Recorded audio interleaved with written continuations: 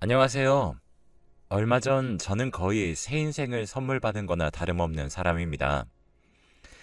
정말 기적적으로 저는 저의 인생을 지킬 수 있었어요.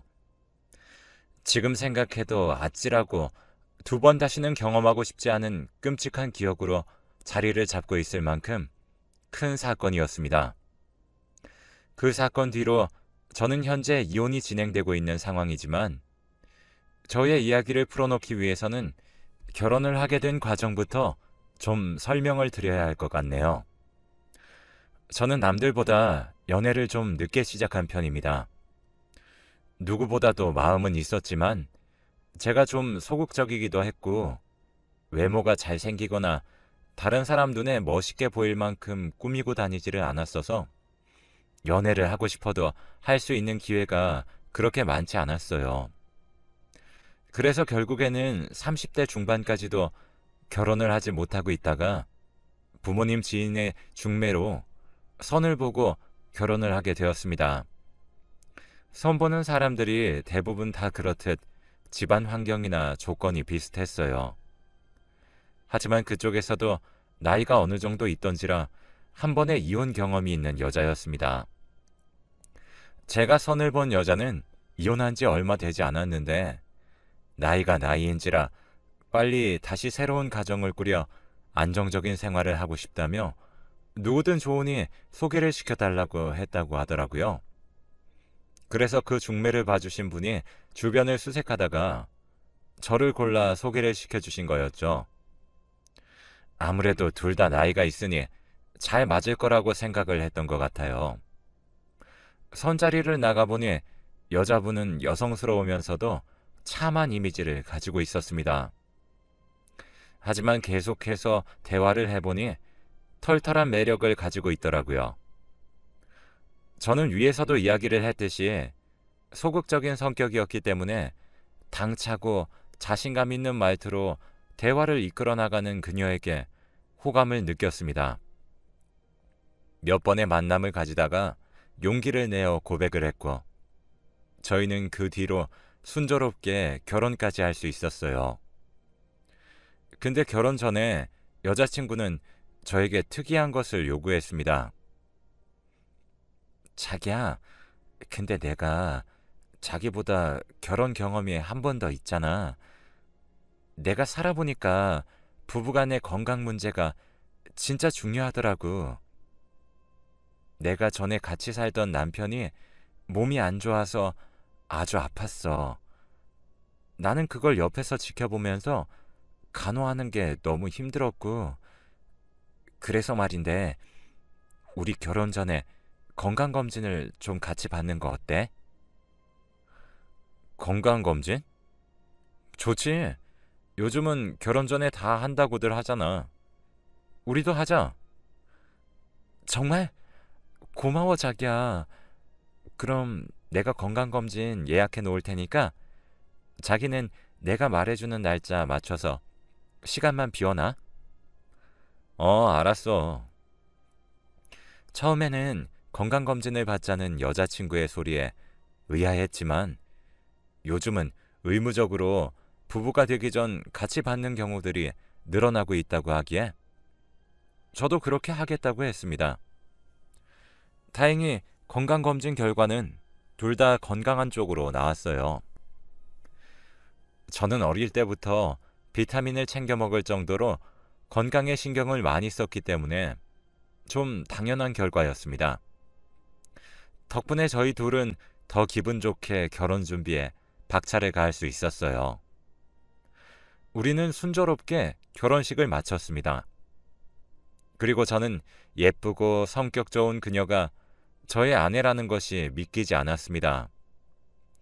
그래서 연애부터 시작해서 결혼 생활 내내 그녀에게 최선을 다했어요. 웬만하면 손에 물도 묻히게 하고 싶지 않아서 집에 가자마자 제가 밥을 다 차려주고 밥 다 먹은 후에는 설거지까지 다 해주었습니다. 하지만 처음에는 그녀를 사랑하는 마음에 청소를 도맡아 했지만 나중에는 제가 옷을 입고 출근을 하기 위해서는 저 스스로 빨래를 해야 했고 더러운 집에서 지내고 싶지 않아 청소까지 도맡아서 해야 했습니다. 고맙다는 소리만 할 뿐 저를 일절 도와주지도 않았어요. 처음에는 저도 아내를 아끼고 사랑하는 마음으로 저 혼자 해보려고 했었지만 사실 결혼 생활이란 것이 저 혼자 노력한다고 해서 되는 것이 아니었기 때문에 큰맘 먹고 아내에게 이야기를 했습니다. 여보, 당신도 이제 집안일 좀 같이 하면 안 돼? 우리 둘 다 똑같이 맞벌이 하는데 나 너무 힘들다. 빨래는 내가 할 테니까 당신은 빨래 개는 거라도 좀 같이 해줘. 청소기도 돌리고. 어? 여보, 힘들었으면 진작 말하지 그랬어. 나는 당신이 알아서 다 하길래 좋아서 하는 줄 알았는데. 당신도 참 웃긴다. 그걸 그렇게 꽁하게 가지고 있다가 무슨 죄인 취급하면서 말해. 알았어. 나도 앞으로는 할게. 아내는 저에게 미안하다는 말 대신 마치 쪼잔한 사람 취급을 하며 어이없다는 듯이 말을 했습니다. 아니 세상에, 집안일을 누가 좋아서 혼자 하루 종일 하겠어요. 이건 취미로 해도 어려운 일인데 말이죠. 아무튼 그래도 아내는 그때부터 조금씩 집안일을 거두려고 하는 듯 했습니다. 하지만 얼마 가지 못했어요. 빨래 개는 거 말한 지가 한참인데도 일주일을 넘게 두었다가 옷장에서 옷이 떨어지면 그제서야 개었어요. 저도 처음에는 제가 해볼까 했지만 고쳐지지 않는 아내의 행동으로 인해 아내가 스스로 할 때까지 두었습니다. 근데 나중에는 아예 옷걸이에서 옷을 바로 빼서 입고 출근을 하더라고요. 청소도 마찬가지였어요. 아내는 눈에 보이는 곳만 청소를 할 뿐 그 외에는 손도 대지 않았어요. 평소에 워낙 깔끔하게 지내왔던 저는 모든 것이 눈에 거슬렸어요. 그래서 아내에게 제대로 청소를 해달라고 이야기를 했지만 그때마다 들려오는 소리는 또 저를 나무라는 소리였습니다. 아니, 당신은 왜 그렇게 깔끔 떨어? 그래봤자 면역력만 약해지는 거야. 사람이 좀 먼지도 먹고 뒹굴고 그래야 강해진다는 말 못 들어봤어? 진짜 참 유난이다. 여보, 그 말은 이런 상황에서 쓰는 말은 아니지 않아? 그래도 사람이 사는 공간은 깨끗해야 할 거 아니야. 제발 청소를 할 거면 2번, 3번 더 치울 일 없게 제대로 해봐.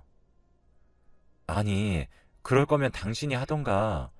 내가 언제 당신이 청소하고 빨래해 놓은 거 보면서 잔소리 한 적이 있어? 왜 이렇게 사람이 속이 좁아? 그냥 살아. 아내와 저는 청소나 집안일의 문제로 정말 많이 싸웠습니다. 하지만 결국 아내는 고쳐지지 않았습니다. 결국 다시 제자리로 돌아올 뿐이었어요. 덕분에 결혼 생활을 하면서 행복한 기억보다는 싸운 기억이 더 많을 정도로 저희는 지겹게 싸워댔습니다. 하지만 처음에는 누구나 이렇게 싸우면서 서로에게 맞춰간다고 하기에 저도 참고 또 참았습니다. 저는 결혼 생활 역시 처음이었기에 모두가 다 이렇게 고생하며 맞춰가는 줄만 알았어요. 근데 저에게는 이 싸움보다도 더 걸리는 것들이 결혼 생활 중에 몇 가지 있었어요. 아내는 저에게 끊임없이 건강관리를 요구했습니다.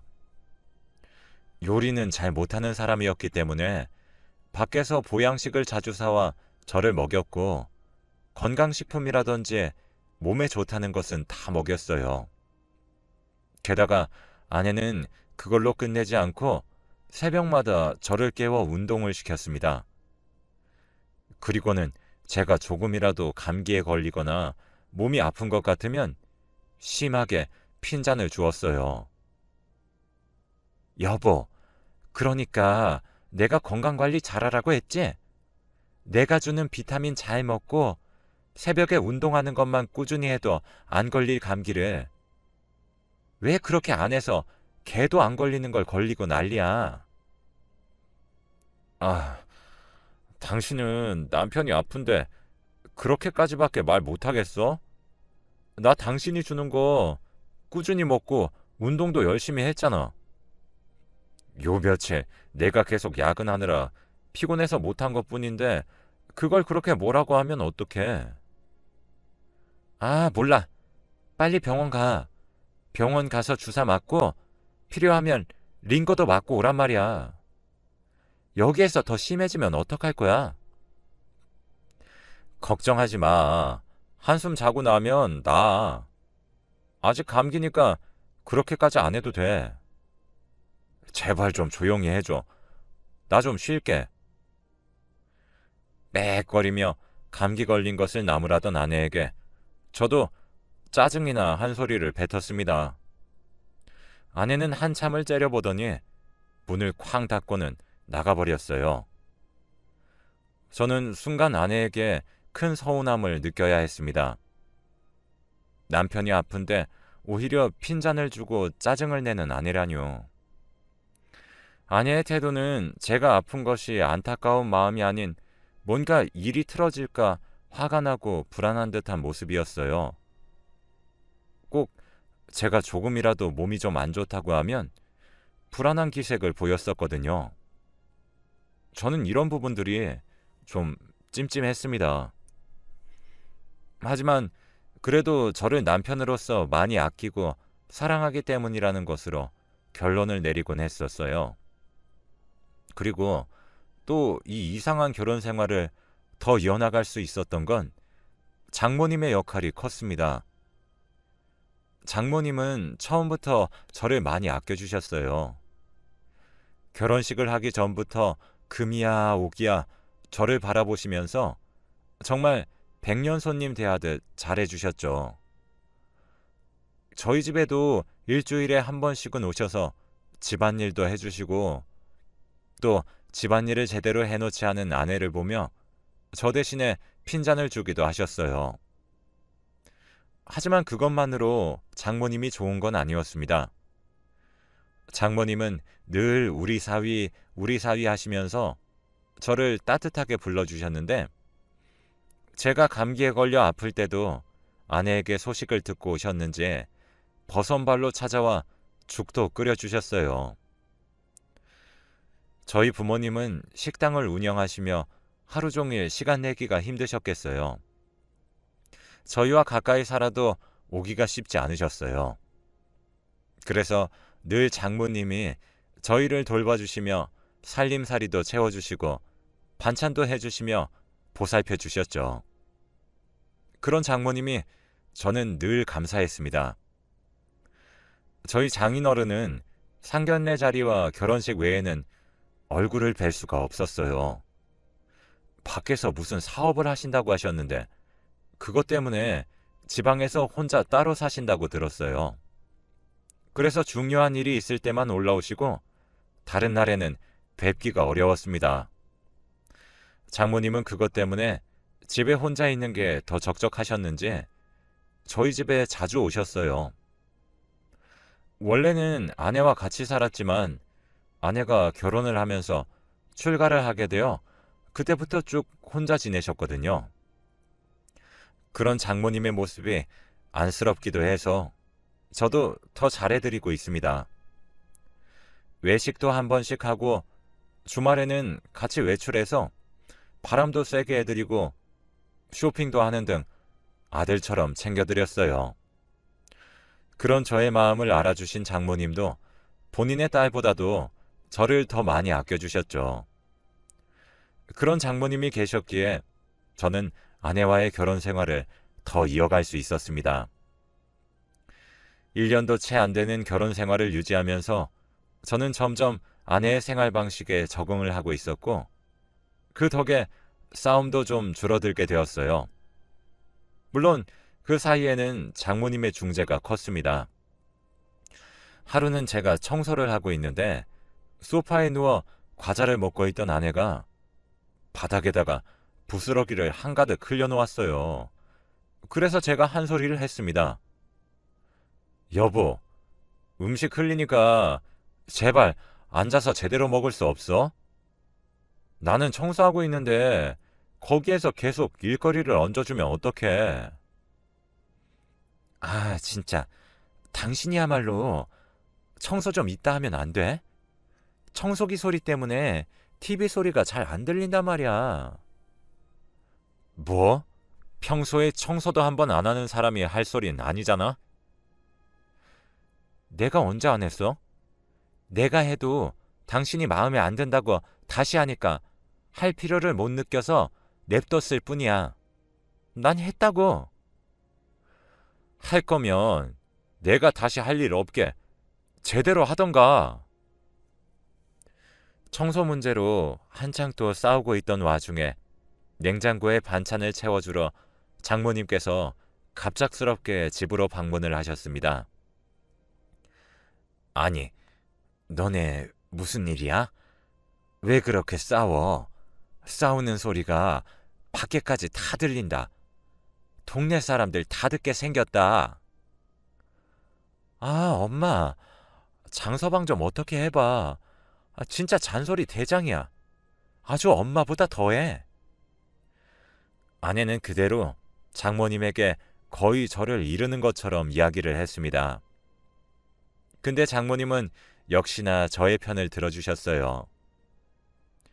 이 녀석이 네가 뭔가 잘못했겠지. 장서방이 어디 이유 없이 그럴 사람이니? 장서방 손에 청소기 들려있는 거 보니까 너 또 청소 안 했지? 얼른 소파에서 안 일어나? 지금부터 네가 청소기 돌려. 얼른! 장서방은 얼른 청소기 넘겨줘. 저게 아주 집에서 하던 버릇 그대로 여기서 하고 있어. 너 이제 주부야. 살림을 맡았으면 제대로 해야 할 거 아니야. 얼른 청소해. 장서방은 나 따라와서 반찬 맛 좀 봐. 우리 장서방 좋아하는 거 잔뜩 해왔으니까. 저의 편을 들어주시는 장모님으로 인해 아내는 찍소리도 못하고 청소기를 돌렸습니다. 저는 덕분에 편하게 주방에서 장모님께서 해주신 반찬들을 맛보며 기분을 풀었어요. 그런 장모님이 계셨기에 저는 결혼 생활을 만족하며 이어갈 수 있었습니다. 날이 갈수록 장모님에 대한 신뢰와 애틋함이 커져가던 도중 한 가지 일이 장모님께 닥치게 되었고 그 일로 인해 제 마음도 찢어질 듯 아픈 경험을 해야 했습니다. 장모님은 여느 때처럼 또 집에 오셔서 집안 청소를 도와주고 계셨어요. 근데 갑자기 청소를 하시다 말고 눈물을 떨구고 계셨어요. 저는 그 모습에 깜짝 놀라 장모님께 얼른 여쭤봤습니다. 장모님, 무슨 일이세요? 왜 우시는 거예요? 무슨 일 있으세요? 아니야, 장서방. 아무것도 아니야. 아니긴요. 왜 우시는 거예요? 얼른 말씀해 보세요. 그게 말이야. 남편이, 그러니까 장서방 네 장인어른이 말이야. 원래 몸이 좀 안 좋기는 했는데 최근에 간이 좀 안 좋아졌다고 하더라고. 근데 상태가 생각보다도 심각한가 봐. 간을 이식해야 한다는데. 아이고, 우리 남편 어쩌지? 우리 애 아빠 어떡해, 장서방? 장모님, 일단 진정하세요. 간 이식 기증자는 알아보신 거예요? 일단 장기 기증 기관에 등록은 해놨는데 이건 순서가 언제 올지 모른다고 하더라고. 그래서 가족 중에서 먼저 알아보는 게 일반적이라고는 하는데 사실 나는 무서워, 장서방. 나는 나이가 너무 많기도 하고 건강이 안 좋아서 의사 말로는 내 간을 이식하기는 어려울 거라고 하더라고. 그럼 우리 딸밖에 없는데 딸도 검사 받아보니 조건이 안 되는데 장모님의 말씀에 저는 한참 고민을 해야 했습니다. 차마 저도 사람인지라 말이 떨어지지 않더라고요. 가족 외에 다른 공여자를 찾아볼 수 있는 방법이 있는 거라면 제가 그 공여자 조건에 적합할 수도 있는 부분이었기 때문에 제가 검사를 받아볼 수도 있는 거였어요. 근데 저도 사람인지라 저의 건강이 달린 문제이다 보니 선뜻 용기가 나지 않더라고요. 하지만 평소에 지극정성으로 저를 대해주신 장모님이 슬퍼하시는 모습을 보고 있노라니 가슴이 찢어질 듯 아팠습니다. 그래서 큰 용기를 내서 말씀을 드렸어요. 장모님, 그럼 제가 검사를 좀 받아볼게요. 가족 외에 다른 공여자의 간을 받을 수 있는 거라면 제 조건도 맞을 수 있는 거잖아요. 그러니까 제가 검사를 받아볼게요. 혹시 모르잖아요. 뭐? 아니, 장서방이 왜 그런 수고를 해? 괜찮아요, 장모님. 장인어른이면 장모님같이 제 부모님이시잖아요. 비록 자주 찾아뵙지 못하고 효도를 잘 못해서 죄송하긴 하지만 만약에 조건이 잘 맞아서 제 간을 드릴 수 있으면 그걸로 평생 효도한 걸로 생각하면 안 될까요? 고맙네. 고마워, 장서방. 내가 이기적이지? 이러려고 말 꺼낸 건 아니었는데 자네에게 면목이 없어. 미안하네. 아니에요. 장모님, 내일 당장 검사 받으러 가요. 장인어른은 입원하신 거죠? 안 그래도 사실 지금 병원에 있어. 너희들 걱정할까봐 내가 말은 안 했는데 내일 같이 가보자. 장모님은 처음에는 저를 말리시다가 제가 꼭 검사를 받고 싶다고 하니까 수락을 해주셨어요. 그래서 바로 다음날 저는 직장에 연차까지 내가며 병원으로 갔습니다. 제 간이 장인어른의 간과 잘 맞는지 검사를 진행했고 다행히도 결과는 적합하다는 판정이 나왔습니다. 기적 같은 일이었죠. 병원에 가자마자 인사를 드린 장인어른의 상태는 많이 안 좋아 보였습니다. 황달에 피부는 완전히 검게 그을린 듯이 변해 거의 사람의 모습이 아닌 것처럼 보였죠. 그래서 장인어른의 상태가 심각하다는 것을 알 수 있었고 저는 그 모습을 보며 더더욱 제가 공여자가 되기를 간절히 바랬습니다. 그래서 하루빨리 수술을 진행하기 위해서 저는 입원 수속을 밟았어요. 아내도 그때는 저에게 정말 고맙다며 눈물을 흘리며 이야기를 했죠. 여보, 정말 고마워. 어렵고 힘든 결정이었을 텐데 자기가 이렇게 용기 내줘서 우리 아빠 오래 사실 수 있을 것 같아. 정말 고마워, 여보.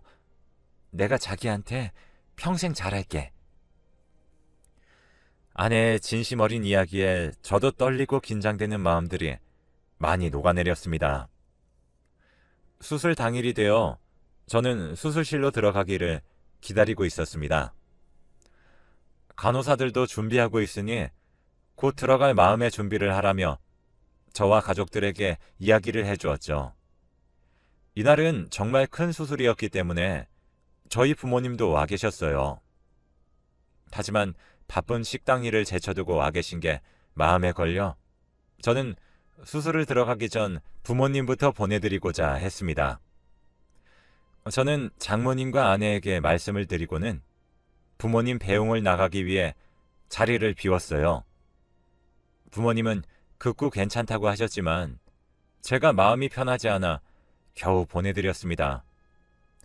두 분 다 차를 타고 병원 밖을 나가시는 것을 보고 다시 병실로 들어가는 길에 저는 살짝 문이 열린 병실 안에서 들려오는 소리를 듣고는 그 자리에서 얼음같이 굳을 수밖에 없었습니다.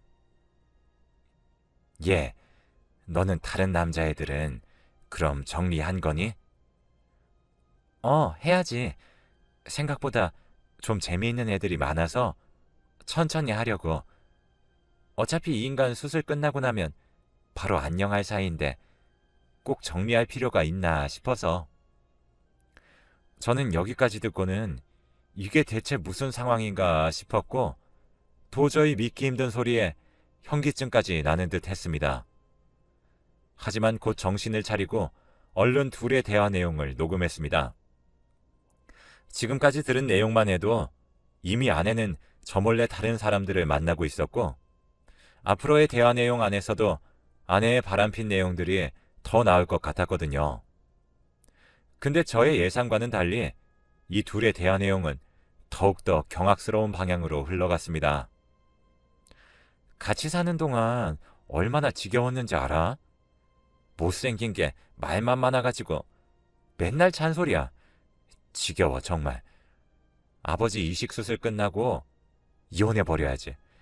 더는 같이 못 살겠어. 야, 그래도 결혼 생활하면서 네가 좀 잘했으면 수술 얘기 꺼내기가 더 쉬웠을 거 아니야.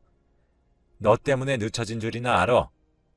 그 사이에 네 아빠는 고비를 몇 번이나 넘겼는지. 네가 하도 쟤한테 막대해가지고 내가 얼마나 힘들었는지 알아? 매번 반찬 가게 돌아다니면서 반찬 사다 바치는 게 쉬운 일인 줄 알아? 갖다 바치는 족족 먹기는 또 얼마나 잘 먹어대는지. 아무튼 잘 보이느라고 혼났어 이 기집애야. 아 몰라. 어쨌든 여기까지 잘 왔잖아.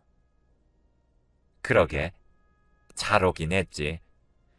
너네 결혼 전에 건강검진 받고서 간에 조금이라도 문제 있었으면 바로 팽이었는데 혈액형도 네 아빠랑 잘 맞고 간도 건강하다고 하기에 일단 진행한 거지. 그러니까 나 고생했다고. 진짜 나 요즘 너무 힘들었어. 그래 고생 많았어. 저 인간도 유언장만 제대로 썼으면 그냥 보내버릴 텐데. 간은 다 죽어가면서 정신만 멀쩡히 살아서는 왜 지 앞으로 사놓은 땅을 사회에 환원하겠다고 난리인지 모르겠다. 아주 그냥 이번에 수술만 잘 끝나면 내가 어떻게든 해서 그 땅 네 앞으로 넘겨놓을 거야. 두고 봐. 놀랍게도 그들은 제가 믿을 수 없는 소리들을 하고 있었습니다. 살짝 열려있는 병실 문 사이로 들리는 내용을 들으니 애초부터 적합한 간을 내놓게 할 목적으로 남편감을 찾고 있었고 그 덫에 제가 걸린 거였어요. 그래서 결혼 전에 건강검진을, 결혼 후에는 건강관리니 이것저것들을 요구했던 거였죠. 이 둘은 간이식을 받기 위해서는 방법이 좀 여러 가지가 있는데 가장 기본 순서인 국립장기이식관리기관에 등록을 해놓으면 뇌사자에게 이식을 받게 되는데 이게 또 순서가 있어서 언제 받을 수 있을지 모른다고 했습니다. 그래서 가족들 중에 찾아보는 게 일반적이라며 저에게 간이식을 은근슬쩍 권유했던 거였어요. 물론 제가 먼저 한다곤 했지만 어쨌든 제 입에서 이런 말이 나오도록 유도한 거잖아요. 게다가 이 둘은 장인어른을 진짜로 살리고 싶어서 이 일을 저지른 게 아니라 장인어른이 마련해둔 땅과 관련된 재산 문제가 얽혀있는 듯 했어요. 그래서 이 어마무시한 계획을 하게 된 거였죠. 저는 감히 상상도 못해볼 일을 저지른 이 둘에게 큰 배신감을 느낀 것과 함께 하늘이 노할 만큼의 큰일을 저지른 이 둘을 제대로 혼내줘야겠다고 생각을 했어요. 그래서 일단은 병실 문을 벌컥 열고는 곧장 달려가서 아내와 장모라는 인간의 뺨을 세차게 때려버렸습니다. 그리고는 완전히 난동을 피웠어요. 이 사기꾼들아, 지금 니네들 한 말 도대체 무슨 말이야? 너네 내가 가만 안 둬? 이것들이 하늘 무서운 줄 모르고 이렇게 무시무시한 일을 저질러? 이 천하의 못된 것들이. 얌전히 부모님을 배웅 나갔던 남편과 사위가 완전히 흥분한 상태로 달려드니 이 둘은 크게 당황을 했습니다. 그러면서 곧바로 저에게 해명을 하기 시작했어요. 장서방, 내 말 좀 들어봐. 지금까지 얘기 다 들은 거야? 근데 있잖아, 이거 오해야. 오해라고. 뭐? 오해? 이게 오해라고요? 그래, 오해야. 내가 다시 설명할게. 제발 들어봐. 웃기지 마. 안 들어. 너네 다 내가 끝내버릴 거야. 너네는 재산 받을 자격도, 이 땅에서 제대로 숨쉬고 살아갈 자격도 없어. 알아? 경찰에 신고할 거야. 신고해버릴 거라고. 저는 장모고 뭐고 어른 할 것 없이 욕을 무더기로 하고는 병실을 뛰쳐나왔습니다. 그리고는 곧장 제가 녹음한 것을 가지고 가서 경찰에 제출하고는 그들을 사기죄로 신고를 해버렸어요. 병실 밖에서 녹음을 해서 그들의 추악한 얘기들이 아주 작게 들려 증거가 될지 염려됐지만 요즘은 기술이 좋아져서 그 작은 소리도 살릴 수 있다고 했어요. 그래서 저는 민간업체에 맡겨 완벽하게 녹음본을 만들어 경찰에 증거로 제출할 수 있었습니다. 내용 안에 증거가 다 들어있었기 때문에 제 신고는 정상적으로 접수가 되었습니다. 그 뒤로 저는 이혼 소송까지도 같이 준비를 했어요. 이 일을 계기로 제가 입은 정신적인 피해에 대해서도 전부 다 청구를 했습니다. 이들은 처음부터 장인의 재산을 노리고 저를 범죄에 이용할 목적으로 사기를 쳤기 때문에 아는 변호사에게 자문을 구하니 구속이 될 확률이 크다고 했습니다. 그래서 이들은 완전히 빼도 박도 못하게 되는 상황이 되었습니다. 저에게는 둘이 함께 찾아와 몇 날 며칠을 무릎 꿇어가며 미안하다고 싹싹 빌어대며 난리를 피웠어요. 여보, 미안해. 나 좀 살려줘, 제발. 당신 아직 간 떼낸 것도 아니잖아. 근데 왜 이렇게까지 하는 건데? 다신 안 그럴게. 당신 눈앞에도 안 나타날게. 돈도 달라는 대로 다 줄 테니까 제발 합의만 해줘. 장서방, 미안하네. 정말 미안해. 내가 늙어서 노망이 나서 그랬네. 내가 잘못이야. 내가 왜? 너넨 둘 다 쓰레기야. 나쁜 것들이라고. 너네 같은 것들이 사회에 있으면 공기만 더러워질 뿐이야. 그냥 감방 들어가서 제발 새 사람 돼서 나와. 이 둘은 저의 바지가랑이를 잡아끌며 애원을 했지만 저는 받아주지 않았어요. 끝까지 합의를 해주지 않았습니다. 그래서 현재는 제가 예상한 대로 재판이 진행되고 있어요.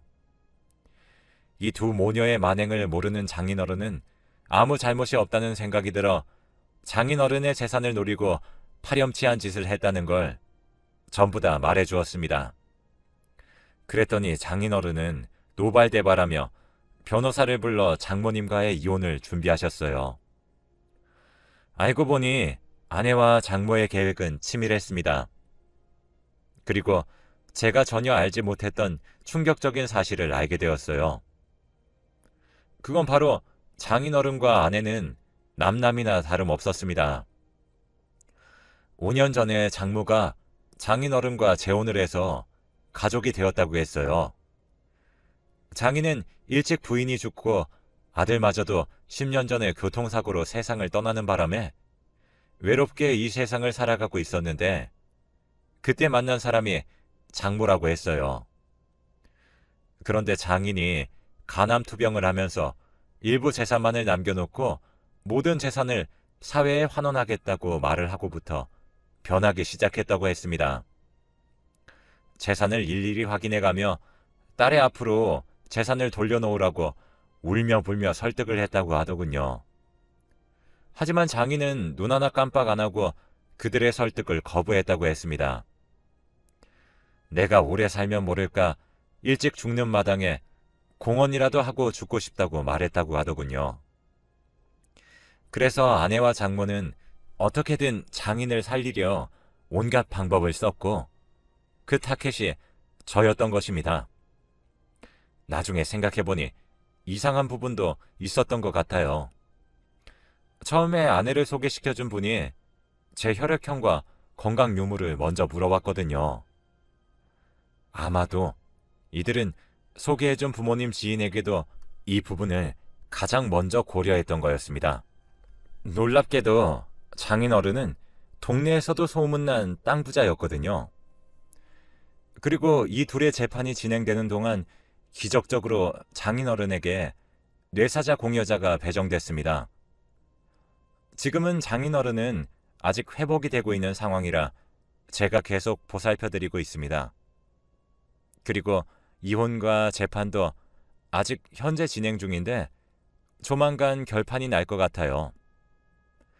하루빨리 일들이 다 정리가 되길 기다리고 있습니다. 저희 부모님께도 이 상황을 다 말씀드렸더니 깜짝 놀라시며 처음에는 많이 힘들어 하셨습니다. 하지만 장인어른과 이야기를 전부 말씀드리고 나니 그제서야 좀 진정이 되신 듯 했습니다. 그리고는 천만다행이라고 하셨어요. 간을 빼앗기기 직전에 알게 된 모든 상황이 기적이라고 하셨죠. 저도 하늘이 도왔다고 생각합니다. 그렇지 않고서야 타이밍들이 그렇게 나올 수가 없거든요. 저는 아픈 돌싱이 되었지만 결혼 생활도 지옥 같았기 때문에 오히려 지금이 다행이라고 생각을 하고 있어요. 다시 혼자가 된 저의 삶을 앞으로 잘 살아가야겠죠.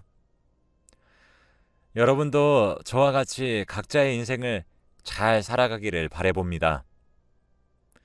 지금까지 어려운 저의 사연을 들어주셔서 정말 감사해요.